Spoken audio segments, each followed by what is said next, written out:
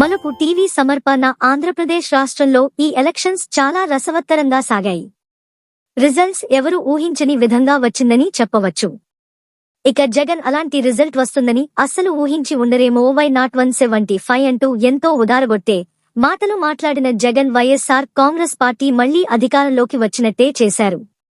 చివరికి రిజల్ట్స్ వరకు వచ్చేసరికి కనీసం ప్రతిపక్ష హోదా కూడా దక్కలేదు. దారుణమైన ఓటమిని చవిచూసింది.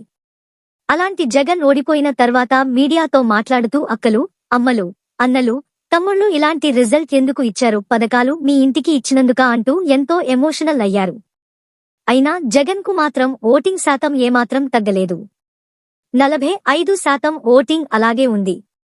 టీడీపీ కూటమితో బీజేపీ జనసేన కలిపి పోరాడితే జగన్ ఏకపక్షంగా పోరాడి 45% ఓటింగ్ సాధించారంటే అక్కడ నైతికంగా విన్ అయింది జగన్ మాత్రమే అని చెప్పవచ్చు. అలాంటి జగన్మోహన్ రెడ్డి తన ఓటమికి సంబంధించినటువంటి కారణాలు ఏంటి అనేది గల కొన్ని రోజుల నుంచి సమీక్ష చేస్తున్నారు. అంతేకాకుండా కార్యకర్తలను మరియు నాయకులకు భరోసా ఇవ్వడం కోసం మరో కార్యక్రమాన్ని మొదలు పెట్టబోతున్నారు.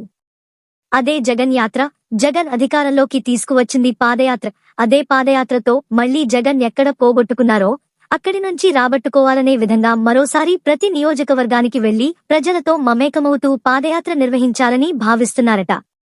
దీనికి కార్యాచరణ ఎప్పుడు పడుతుందో తెలియదు, కానీ తప్పకుండా ప్రజల్లోకి మళ్లీ వెళ్లాలని ఆయన ఆలోచన చేస్తున్నారని తెలుస్తోంది.